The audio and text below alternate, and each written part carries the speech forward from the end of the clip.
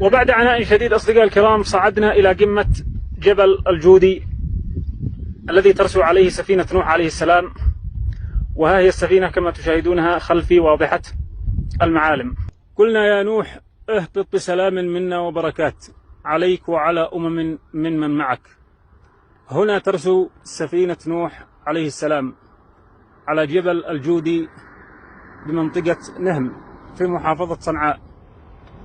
وهذا الذي تشاهدونه خلفي جبل الجودي كما تشاهدون، وهذه سفينة نوح عليه السلام.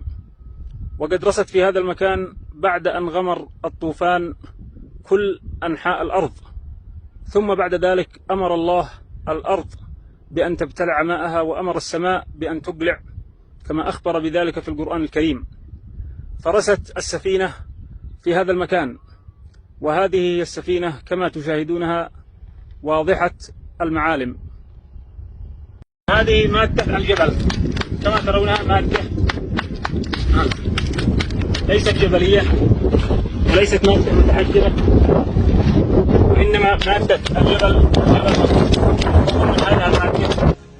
هذا الخشب حتى يعني انها اتحجرت في علم الله وبيبدي الخشب صورها. هذا من خشب السفينة. هذا من خشب